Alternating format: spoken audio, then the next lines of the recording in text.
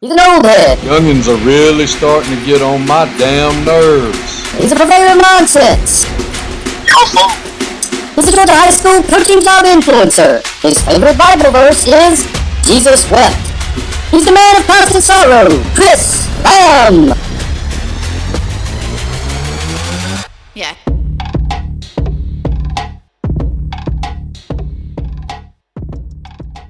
Welcome to Son Coaches Podcast, and I'm truly honored today to be joined by a Georgia coaching legend from one of the legendary coaching families in the state of Georgia, Coach Hal Lamb. Thanks for being with me. Coach, I appreciate you having me. I'm looking forward to it. Well, Coach, you played for a legend, and then you became a legend yourself, and everybody in your family coaches. Everything's tied to some kind of coaching football. Where did you play your high school football? Well, I wouldn't call myself a legend, number one, but we'll go with it. But I played for my dad at Commerce High School. We were fortunate enough to win a state championship with my dad as the coach and my brother as the quarterback and me as a wide receiver. I was a junior and my brother Bobby was a senior, so that's something we'll cherish the rest of our lives. But yes, we both played at Commerce High School, and Dad, who coached for over 35 years, was our coach, and it was an unbelievable experience. I bet that was cool getting to play for your dad, and just getting to see how different. I mean, because like Milt Miller's son and I were roommates in college, and the stories of he would say things like, "Well, yeah, he's funny to y'all. You didn't have to go home with him when we lost." Having to balance out what it was like being a coach's kid and then play for him. Well, there's good experiences and bad experiences through all of that. I mean, sometimes sons and fathers or daughters and moms, sometimes the experience is not so good when they coach their children, but in our family, it's always been a pleasure, and it's always worked for me, my brother, and our kids playing, and my dad, and us playing for Dad. So it's a unique experience, and you always hear the rumblings of, he's only playing quarterback because he's the coach's son, blah blah blah. But we didn't hear much of that because winning solves a lot of problems. But we had a great experience. Well, did you get an opportunity to play college ball at all? Yeah, when Bobby graduated, in high school we were a wishbone, so we were a wishbone team. My dad didn't know what a forward pass was, so I might have got a couple of balls per game when I played wide receiver. So when Bobby graduated, we really didn't have a quarterback, so I had to go to quarterback my senior year. And I think I completed my first pass in the fifth game of the season, which is kind of funny. But yeah, I was fortunate enough to go to West Georgia College. Back then it was West Georgia College. It's University of West Georgia now. But Coach Bobby Pate gave me a partial scholarship to play wide receiver there, and turned out to have a great career. We wasn't very good as a team because I was part of the first Division II class at West Georgia. They had just won the Division III national championship, and I was part of the first Division II class, and they all thought that they were just going to go into Division II and kind of be competitive, but it wasn't the case. It took us a while. I think our best year, my 4 years there, was 5-5. But individually, I had a good career, but team-wise, we struggled just because of being in Division II. But and Bobby Pate was my head coach for 2 years, and then Frank Vohan was my coach for the last 2 years. Really? You played for Coach Vohan? Oh, yeah. I played for Coach Vohan the last 2 years, and then I GA'd under Coach Vohan for 1 year. Me and Mark Loudermilk. Some people may know Mark, who's a coaching legend himself, but yeah, we were GAs under Coach Vohan, and there's it was rough. But Coach Vohan, I have a lot of respect for Coach Vohan. Oh man, that's awesome! I've got a Vohan story. We interviewed. My wife and I went and talked to him when he was at Haralson County, and my wife sat in on the interview, and he's a big old man, or Yes. he was a big old man. Yes. And I loved him, and I had knew a lot of people that knew him or whatever. So he gets to going, and he got fired up about something, and he jumped up and threw a chair, did something. And my wife's very laid back, and when we got in the car, she looked at me and she said, "I'd play for that man." So, yeah, he's. I'll tell you what, he was. I got a couple of stories myself. He was, during the open week, a lot of times in college, that he sent all the coaches out recruiting. Nowadays this would never happen, but he sent all the coaches recruiting, and he was the only one that conducted practice. by He was himself? the only coach at practice, and we were scrimmaging. He wanted to scrimmage for about an hour, and the next thing I know, there is a brawl between the defense and the offense. And Coach Vaughan is the only coach out there. And then another story, when I was GAing, me and Mark Loudermilk, back at Carrollton, we had to bus we played at Carrollton High School, so we had to bus over to Carrollton High School. Well, the very first time me and Mark Loudermilk drove a bus was driving the team to the stadium. Oh, no. And I was a nervous wreck. Don't ask me how we got away with it, because I have no idea. But that was the first time me and Mark Loudermilk drove a bus, and that was to drive the team to the stadium. Because Coach Vaughan told you and the milkman, get him over there. That's exactly right. And y'all said, yes, sir. That's right. Coach Vaughan was a dude. I loved that dude. I just loved that man. I would have played for him. Yeah, he was a good one. So you knew all along you were going to be a coach. Yeah, that's what I had planned to do. Dad was such a good coach and a big influence on me. Obviously, we couldn't do the things that they did back in the day, like grab face mask and all of that. But, right. he was a big influence on the way he treated people. And, my mom was in the school system. At one point, my dad was a middle school principal and head football coach, and my mom was over the custodians at the high school. So, we grew up in school. So, I knew I wanted to be a coach, and I really didn't want to go I had opportunities to go to college route, as assistants and all that. But, I wanted to stay in high school just because my boys, I had two boys, and I didn't want to be one of those that moved around all the time. But yes, from the get-go, I wanted to be a coach. So when you got out, where was your first job? Well, luckily, I did a GA 1 year at West Georgia, and then Mike Earwood, who was, a lot of people may know him. He was at Carsville and he was at Stars Mill. He went, I got another story about Upson Lee, and then he came back.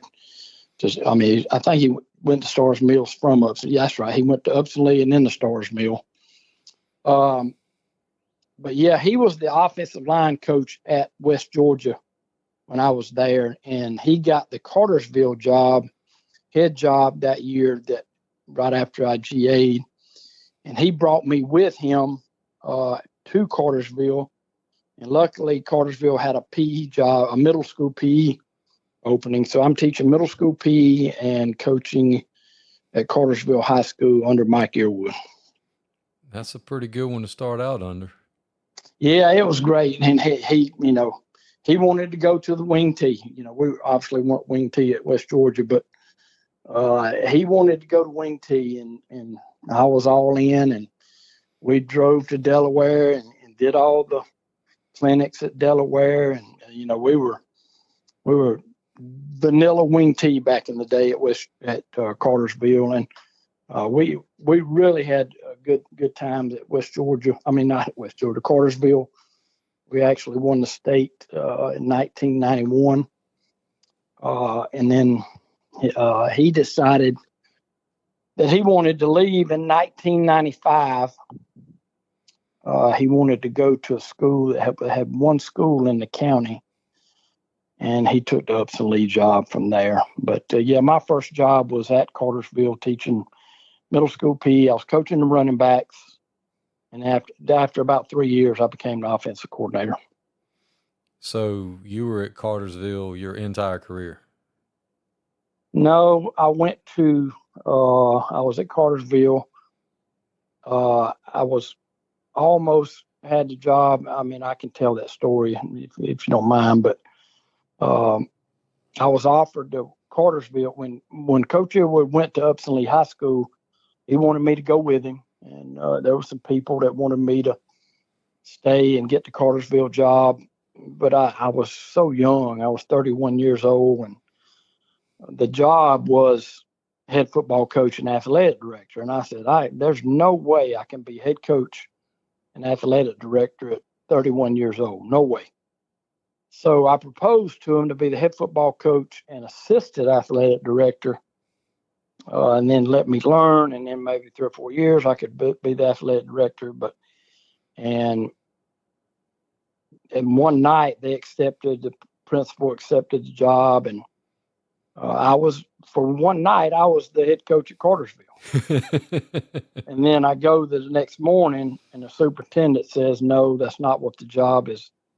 Is the offer is head football coach and athletic director. We're not going to make you assistant athletic director." So I said, if you don't feel good about who you're working for, you don't need to be working there. So me and my wife prayed about it, and we had just moved in a house, 6 month, brand new house, 6 months, and we prayed about it, and went with Coach Earwood to Upson Lee High School, and then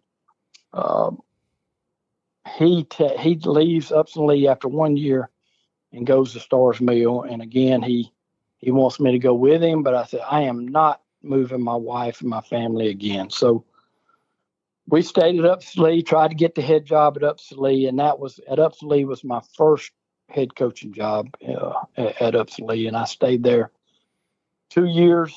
And my wife wanted to get back up to North Georgia, so we applied for a lot of places up here in North Georgia. And at the time, Calhoun had came open, and when I was at Cartersville as an assistant, we played Calhoun.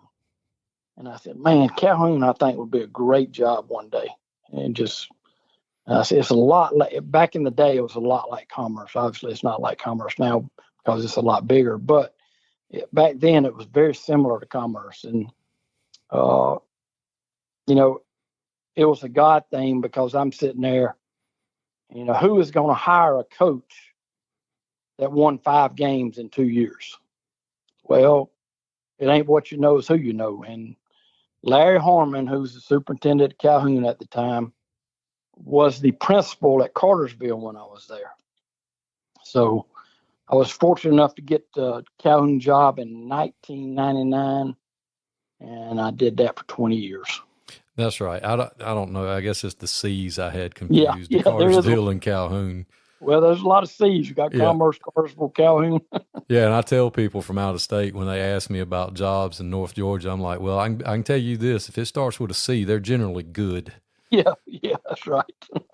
So, and that brings me, before you get into the Calhoun years, I want to point this out to people that listen, that you're one of the very few people. I don't know if you're aware of this. You probably are.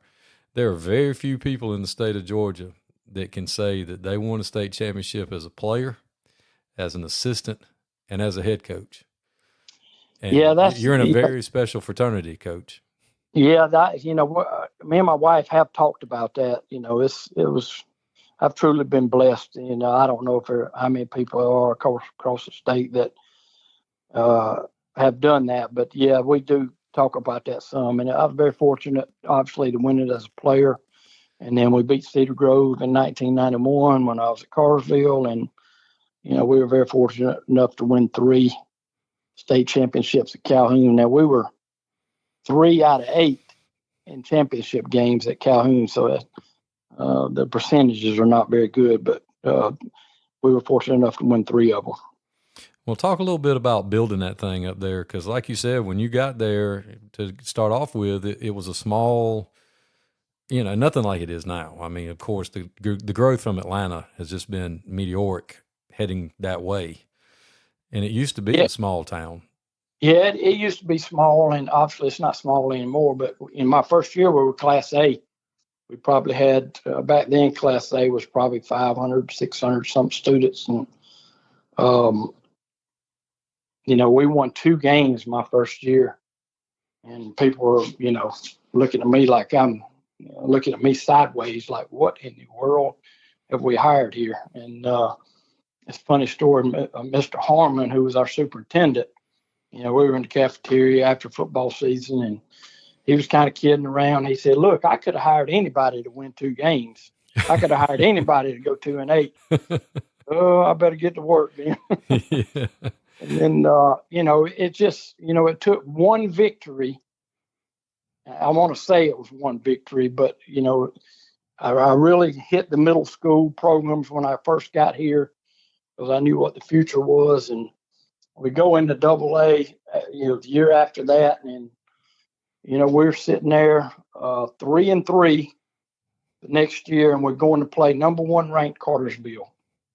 My good friend Frank Barden was the head coach, and I told my wife or told somebody, I said, the only way we can beat Cartersville is they turned it over 5 or 6 times. And they did. I think they turned it over 5 times, and we played really good, and we were able to upset them at their place to win the game and make the playoffs. So we go 7-4 that year and get beat in the first round of the playoffs. But that was a huge stepping stone in this program about making strides to be a championship program. And it just gradually, and that's all we all know. It's all about hiring the right people and having hard-nosed kids that like to work hard, care about winning, care about each other. And that's the way we built our program. So how many times did you guys play for it before you finally won it? Let's see. We got beat by Charlton County in 2005. We fumbled late in that game that we had a chance to win. We fumbled late going in.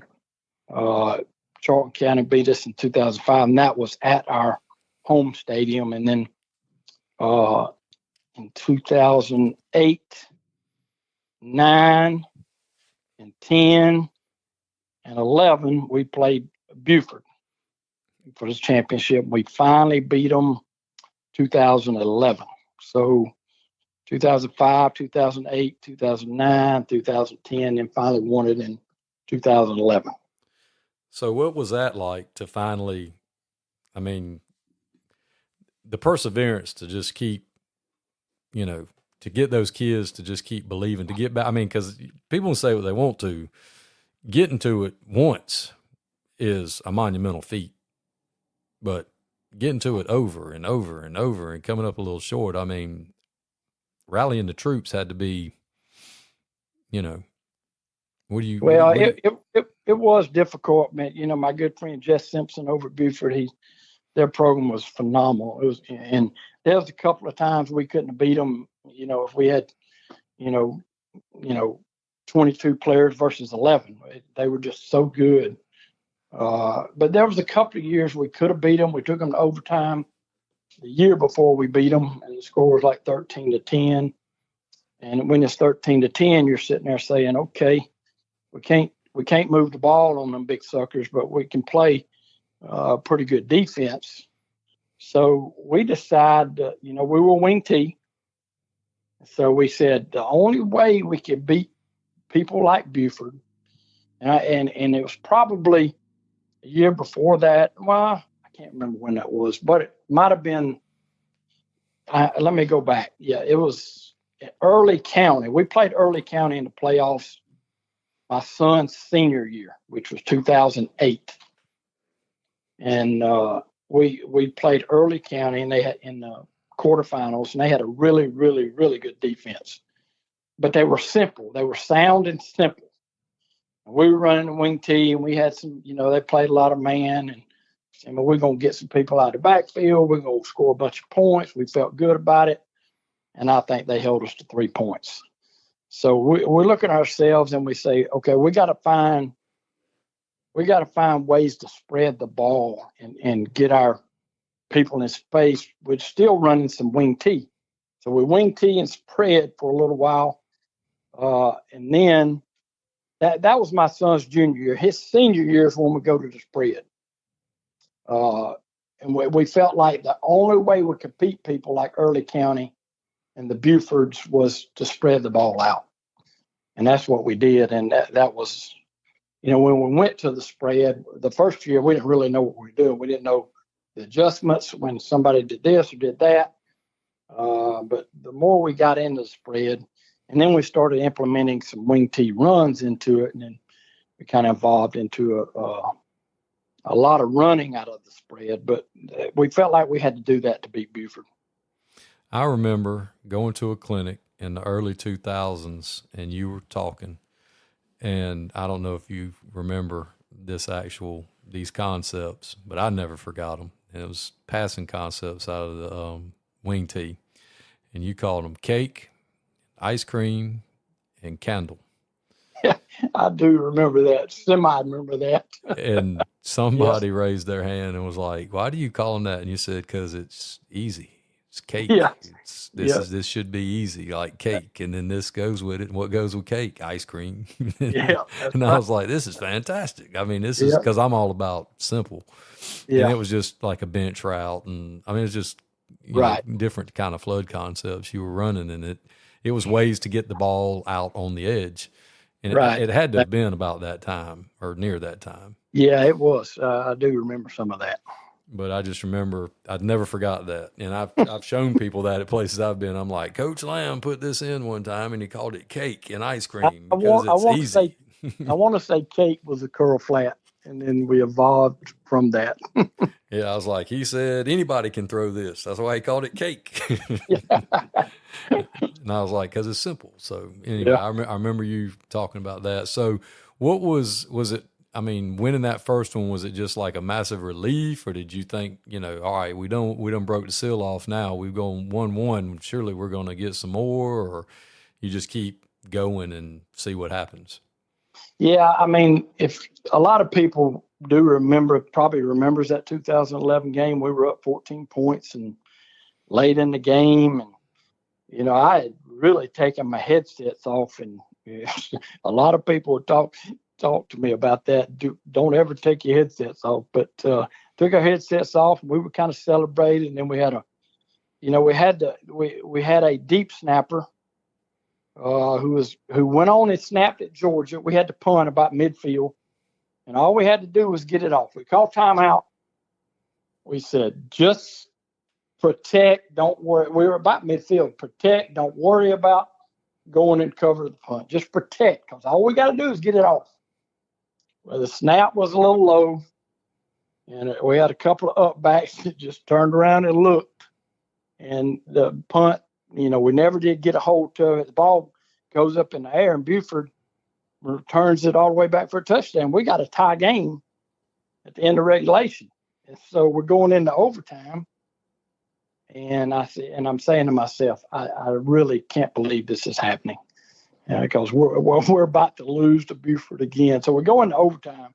And the very first play, they run a toss sweep and get about probably 8 to 9 yards. But we had a kid, Hunter Knight, who's a linebacker, put his head on the football and popped the football loose. And we recovered the first play of overtime. And so we go out. It's our ball to win the game. Ball's on a 15-yard line. We got the best kicker in the country. We got my youngest son was a holder. We have a good holder, and we have a good snapper, which, our snapper did snap. The last one was great on the punt. But I said, we got one of the best snappers in the country. Let's just kick it.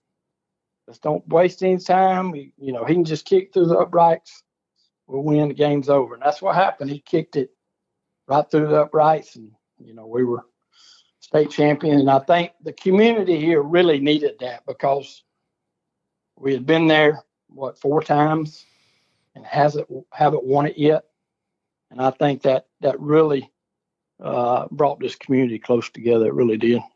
So, of the three that you won as a head coach, is anyone more special to you than the others, or are they all Well, equal? they're all great, and they're all great. And but the very first one, as a head coach, and your youngest son's on the team as a wide receiver. My nephew is the quarterback, and these guys played together for so long. I mean, there was a great senior group, and Buford. It was probably the most talented team, Buford team that we played. To be honest with you, of the 4 times we played them, and we were, it was just a special bunch. But they were all special. But I think the 11 was probably more special just because it was the first one. And we had another one of our better teams didn't even win the state championship. So it's kind of the way it works. Sometimes the ball bounces our way, or we had in 2015 we played in Blessed Trinity in semifinals, and one of our best players ever to play for Calhoun, a tight end, signed with Auburn. Ball goes right through his hands to win the game. With 25 seconds to go in the game. So it's just the way. But yeah, 2011. And in 2014, we beat Washington County. And in 2017, we beat Peach County. Yeah, I remember the very first one. And, we talked on it off air before we got on here about how we were very distantly related. So when y'all were playing, I would always call you Cousin Hal. So y'all sitting there playing, my wife, we got the games on, and I walked in, I go, come on, Cousin Hal, we got to get it. Come on, this you surely to God, we're going to get it this time. So we're up 14, and then when they tied, I was like, oh no, Cousin Hal, what are we doing? And my wife's like, you're an idiot. Just shut up. The guy doesn't even know who you are. What's funny, when I got back on the bus and started looking at my phone, I got so many text messages that says, congratulations. Oh, crap. Disregard that. Disregard that. I'm sorry. I sent that. Too early. Send it in. Yeah. Well, good things happen to good people. And, you're definitely one of the best guys in the business, and well-deserved with that. And so your kids come through, and they go on, and now your sons are, you got a son coaching, and he's coaching college ball, right? Yeah, I mean, we're very. Me and my wife have been married for 37 years, and we dated 8 years before that. So we've been together a long time, 45 years, and we've been blessed with two boys, and that were athletes, and that's one reason I really didn't want to leave Calhoun. That I wanted them to participate in any sport they wanted to. I mean, my youngest son was football, basketball, and tennis. My oldest son was football, basketball, and baseball. So they did it all, and that's what I wanted them to enjoy. It ain't like nowadays where we're doing a lot of specializing, which I don't agree with. But Trey is my older son. My youngest son is Ben. He's 31 years old. He did not go into coaching. He's a financial guy at Shaw Industries up here in Dalton, and doing well. He loves the 9-to-5 part. He's doing very well. And then Trey went on. My youngest son actually played some receiver at West Georgia, but then he didn't play after that. But my oldest son played quarterback at Tennessee Tech. He was a 3-year starter there at Tennessee Tech, and he was very fortunate. They won the first championship, OVC championship, in I think 75 years this junior year as quarterback. So he had a really, really good career at Tennessee Tech. So he stays on there as a GA at Tennessee Tech, and then he played and coached for Watson Brown, who was Mac Brown's brother. Mac Brown's at the University of North Carolina.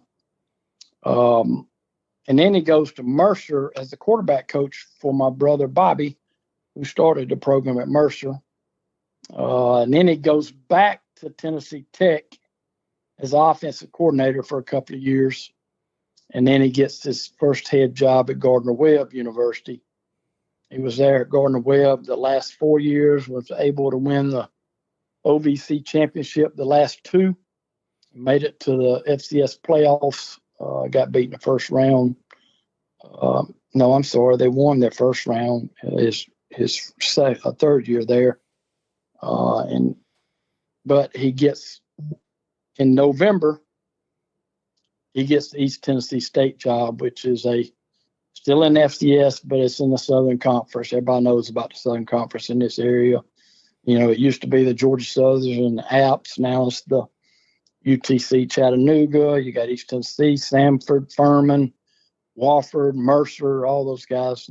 They're all in the same league. So he's been the head coach at East Tennessee State since November, just got done with his first spring, and he's excited about the opportunity at East Tennessee State. So we're still doing a lot of traveling. We try to go to every game, and you know, we got 4 beautiful grandchildren. He's got 2 little girls, and my youngest son has a boy and a girl. They're 4 and 2 years old. He's got 2 of them at 4 and 2 at 2. So we're very blessed. They keep you running, I bet. Yeah, I love being a granddad because, you know, you can play with them a couple hours and send them home. Get them jacked up and send them home. That's right. Give And them a lot of sugar. you basically just told us all of that to tell us that your youngest son's really the only one that's got any sense, because he got out of the coaching game and he's actually Amen to that. Amen. he's got a real job. He's making That's right. he's making money. Yeah. So you get them jacked up on sugar and high on Mountain Dew, and they love Papa, and send them home. That's exactly right. Yeah. That's awesome. So switching gears a little bit, your brother is a very successful college coach. So It was crazy. So what's that like? Yeah, and we're going to get to him, but we hadn't even talked about my brother-in-law, who's the head coach at Rabun County. And my sister was in coaching when she was in Calhoun. But we'll start with my brother. You know, he started he's a great player at Furman. He goes to Furman out of high school. He's a great player there. Stayed on to coach. There's assistant coordinators. And then he becomes the head coach. And he leaves there after about 6 or 7 years and goes to Mercer. Starts the program at Mercer University, which is everybody knows about, which, you know, that's really how we got Taylor at Calhoun. He needed to, they actually lived in Calhoun for 2 years. And a lot of people, you know, they think, oh, you know, your nephew, you know, you recruiting, blah, blah, blah. But they actually lived in Calhoun for 2 years, and he recruited to Macon. You know, he stayed there Monday through Friday. But they had hired him like, you know, it takes a little longer than people expect to start a program. So they hired him like 2.5 years before their actual first practice or first game. So he leaves Mercer, and now, you know, he's a little bit older than me. I'm about to turn 60, so I think he's 61, about to be 62 or something. I can't figure it all out, but he's starting a program at Anderson University in Anderson, South Carolina, and their first game will be this fall. So that's a Division II school. They're in the same league with Lenore Ryan, Carson Newman, Catawba, Wingate, all those schools. So it's in the SAC 8. But I told him he was crazy when he was talking to me about starting another program. I said, have you lost your mind? Yeah, a buddy of mine, when I worked at Northside Warner Robins, Casey Vaught was one of his offensive line coaches at Mercer, and he loves your brother. Yeah, Casey's a good one. And he was like, I might go. And now he's in Texas. He just got a head coaching job about a month ago in Texas. So, and my brother-in-law, Michael Davis, he was my offensive coordinator for 20 years at Calhoun, the whole time I'm here. And he decides to go to Rabun County as an assistant. Number one, my mom and dad are kind of old. We need somebody to help take care of mom and dad. So they go to Rabun County. My sister is close enough to help them. I think Rabun is about 45, 50 minutes from Commerce, where they live. So we thought that was a good idea. And he goes to Rabun to work for Jay Beaushaw. Jay Beaushaw was the head coach. Hired him up there as the offensive coordinator. And J-Bo leaves and goes to Wayne County after 1 year. And Michael calls me and said, Coach, what do I do? I said, dude, the only thing you can do is apply for the head job. If they like you, they'll hire you. And lo and behold, he applied for the head job, and he got the job, and he's died and gone to heaven at Raven County. I mean, Oh, absolutely. That's where I want to go when I grow up. It's a great place to coach. It's a great place to live, and the facilities they got are incredible. Mm-hmm. You know, I don't know if they'll win a state championship, but they are very, very competitive. They've won a bunch of games. Sometimes, you know, when they get to that third round, they face a bunch of speed like Swainsboro, people like that, and sometimes they don't have enough speed to stay with them. But as far as great high school football players, Gunnar Stockton played there. Jaden Gibson, who's a receiver at Virginia right now, played there. What's the big tight end's name? Good gracious, plays in the pro. Or Kurt Warner. Yeah, I got to see him when I was at Early County. We played them in the second round. Yeah, so, the Warner kid. Yeah, he's in a great place. And my sister's my sister's part-time. She's half a day. She's teaches in the school, but she's able to go check on my mom and dad on a lot. So it's a really, really good setup for our family right now. That's awesome. And you aren't completely out of it either. No, when I retired in 2018, basically my body was worn down, and people don't realize, and I'm not, I don't want people to feel sorry for me, and I'm a humble person, so don't take this as bragging, and a lot of people, remember Jeff Simpson went through this, when you play 13, 14, 15 ball games a year, it just wears on you because the playoffs are so hard. I mean, regular season's hard too, but when you get to the playoffs, it's win or go home, and you just, you do all you can to win a ball game. And, the Lord had told me that we had a few coaches' kids on our team, because I've really, really hired some really, really good assistants in my time at Calhoun. And I had a few coaches' kids on the team that were going to be seniors in 2018. And I said, this would be a perfect time to retire. I said, I'm worn out. I want to turn it over to somebody else. And I want to do something different. So I retire, and I go back and work part-time at the school. And I kind of wanted to be assistant athletic. I wanted to stay involved in athletics. I want to be part of the athletics, and it just didn't work out that way. And basically I was over the custodians and facilities and all that stuff. So I did that for 2 years, and then as a lot of people might know, I play a lot of golf. So especially now that we're empty nest, so I play in a lot of senior golf events. Once I turn 55, I play senior events all over the state, and so I'm playing a lot of golf, and I'm playing golf with the headmaster at Christian Heritage School, which is a small private school in Dalton. And he keeps bugging me about coming up there and work for them. And I told my wife, Kim, I said, all right, let's go talk to him.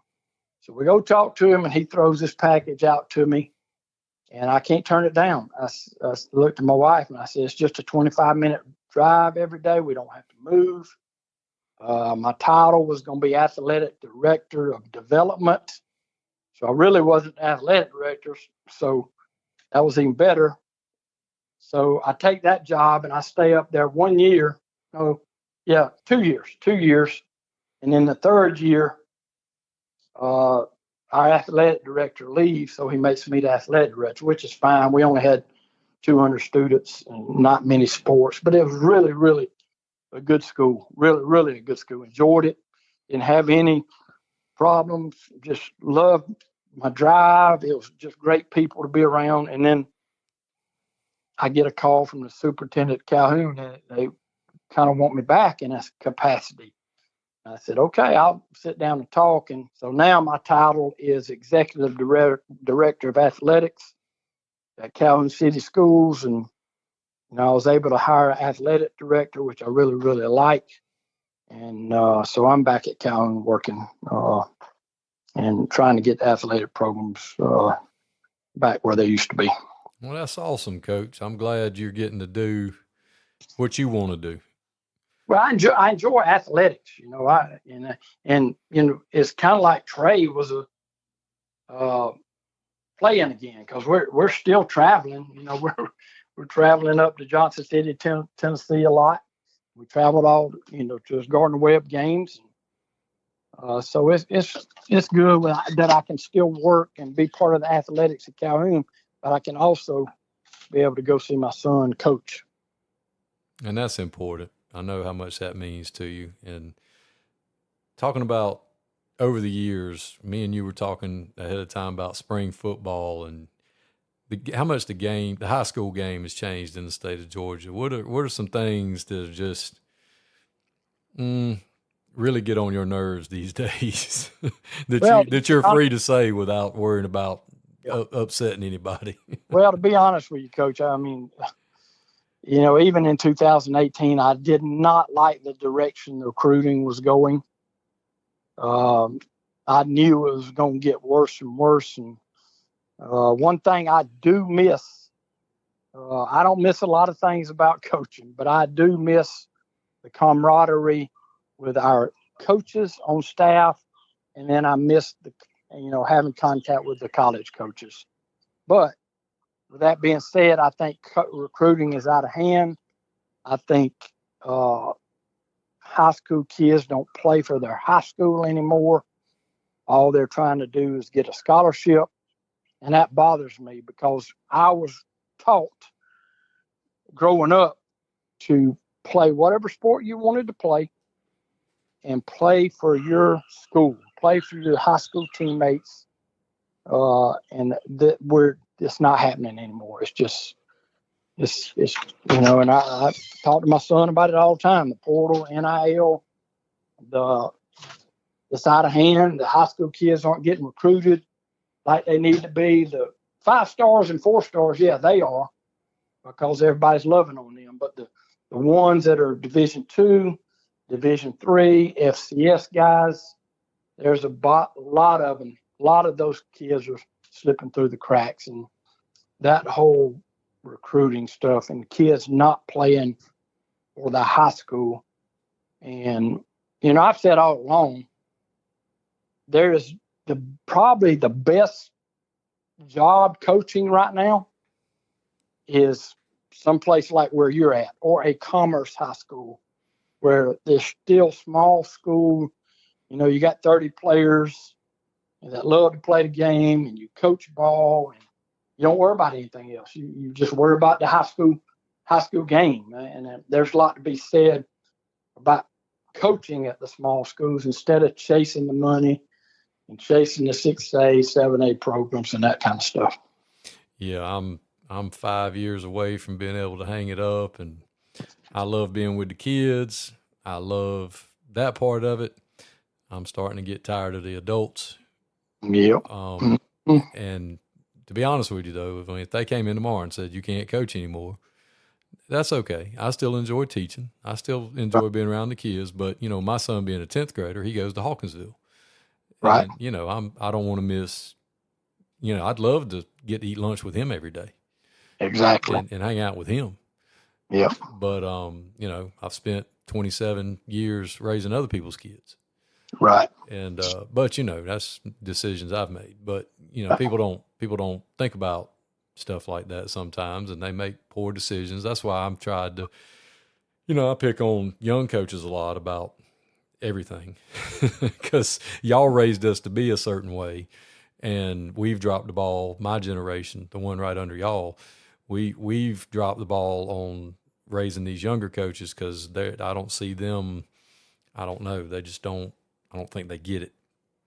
Or the game's just changed to a point where they're playing the game the way it is. I don't know. Yeah, and I'm 100% behind you. The young coaches, even here at Calhoun, we got young coaches. I just want to coach one sport, coach. They've never had to line a field off. They've never had to spend 4 hours painting a football field, and all of a sudden the paint machine tears up. Oh gosh, and we got to try to fix it for another hour and a half. The little things like that, they get so torn up when coach asks them to wash clothes. And it's just, you're right. The younger generation is a little bit different these days. We got one kid here at Calhoun that he coaches high school football, he coaches high school basketball, and he's the middle school track coach. And I say all the time, we need more coaches like this guy. Now, I'm not saying coaching 3 sports is the answer, but at least 2 coaches, 2 sports. And you're right, the younger generation just don't get it like they used to. Yeah, they look at me crazy because all I do now is coach football. And I'm like, well, I put in my time. That's right. And I'm a special ed teacher. That's right. So now you move me back into PE. Yep. I'd be glad to consider doing something else. But That's right. It ain't going to be baseball. I can tell you that. I've done that, and I've had enough of that, and that has nothing to do with the children, and it has really nothing to do with the game. But, and it's nice when you get older, you can kind of pick and choose. Like you learn how to say, no, I'm not doing that. That's right. Put your family first. Early in my career, I was a football coach and JV basketball, varsity assistant, and I coached the golf team. So, early I was a 3-sport guy, although some people, and not many people know this, but I was also a state championship golf coach at Cartersville. That's fantastic. So, we went to, and anybody that's a golf coach will understand this. We won the state championship at Helen, Georgia. When I was at Cartersville, we shot 331. Ooh, in Helen? Yeah. Helen, Georgia. They must have been good. Well, it was we were good, but a good score in high school golf, a real good score is 300. Right. And most of the time, that's going to win the state, or even 290 something, 280 something. But right. Number one, the course was a very hilly mountain course, and if you got it off the fairway, it's a lost ball. Yeah, that's what I was saying. They must have been good, because I'm thinking 330 in Helen is probably better than average. So, I did coach 3 sports, and, a lot of people don't think, and back then I didn't think golf was coaching, but, it does take time away from your family, but I did enjoy that part of it. And now you're getting to play golf when you want to. Yep, I'm very fortunate, I like to play golf. I like to play tournament golf because it keeps that's my competitive edge, because I'm still a competitive person. And when I go watch Trey and them play, it's a whole lot harder to watch him coach versus play. Really? Yeah. So I'm sitting there saying, why are we doing this? Why aren't we punting the ball? Why are we going for it? The new answer is analytics. Right. It's analytics, coach. I said, okay. They still call me coach. Right. Kids. So, it's analytics, coach. I said, well, okay, well, whatever. Y'all think about analytics all you want to. Me and my dad over here talking. My brother, we're over here saying, punt the ball, and you're going for it. Yeah, look at play the clock, kick it. Yeah, yeah. Yeah, our head coach is a younger guy, and he's a coach's kid too, and he gets it. So but a lot of sometimes I'm the oldest guy on the staff, so I'll be 50 week after next. So I'm still not. I'm just the oldest one on our staff. So I'm that guy. They're like, "What do you think, Lamb?" And I'm like, "What do I think? We're playing against a clock. Kick it." Yeah. Kick it. The odds of them being able to go down the field 80 yards in a minute and 2 seconds with one timeout, low. Yeah. Kick it. Now, with that being said, I think Trey is very smart when it comes to the game of football. He's a lot smarter than I am when it comes to the game. Because, he couldn't be he still calls his own plays. So he can't be an offensive play caller at that level and not be very, very smart. Oh, ain't no doubt. I don't question any of these younger guys' intelligence whatsoever. Nope. And it's just different. That's the only thing It is. That's just what It I is say. different. It's just different. It's a different game. It's just different. That's just And it's different across the board. It's different across the board. You know, it's not just, it's just that generation. Yeah, it's just a different game. It's a different way to, deal with kids. I mean, I still enjoy them. I can still cut up with them and still reach them and talk to them. And, that's one thing I admire about you is, what a man of faith you are and how open you are about that on Twitter and Facebook and everything else, where your socials is that you make no bones about, what you put first in your life. Well, there's a lot of, I look back on my career, and there's a lot of things, even the great career that I had, there's still a lot of things I would do different. I would really, look back. I'm a man, more of a man of faith now than I was back when I was coaching. So I wish I was that kind of person when I was coaching. Now I never did cuss the kids or anything like that. I did, lose it every once in a while, but majority of the time I was, I didn't want my kids cussing. I didn't want my coaches cussing. So I was big on that, but my faith was, ever since I have retired, I look back and I say, man, why did I do that back then? I could have done this better. I could have been a better influence on these young people's lives from a faith standpoint. My wife is the Gordon County FCA director here in town, here in our county, and she's a retired educator. So, she's is really a woman of faith, and we try to talk to people about faith now, and we're big in the FCA. Obviously, we still go to FCA camp in Black Mountain, North Carolina. We try to get all these coaches involved. We try to get kids involved. So, but what the crazy thing is I look back on the career and wish I had done something different. Well, Coach, as somebody from the outside looking in, it was fun to watch. I appreciate you so much for being on. It's truly an honor to actually get to talk to you and listen to you tell your story. And I hope that you come and play in the Lee Murray with us next year so we get to hang out. There's some other old heads too. Bob Herndon's there, and he's way older than you. Bobby Mack and Kenny Moore, and I'm tell you what, I remember the Lee Murray tournament back in the day. I think I was still coaching at Cartersville. I think I was the golf coach at Cartersville, because we used to have, I don't know if you remember this, but we used to have pros come in and try to teach. Yeah, do like a demo day. Yeah. Yes, try to teach the golf coaches about short game, about bunker play, about putting, and that was at Oak Mortgage State Park. I remember it like it was yesterday. I mean, I know you play in the Hall of Fame tournament every year. Yep. You need to come on down. I told Willoughby, I said, well, he ain't got nothing else to do.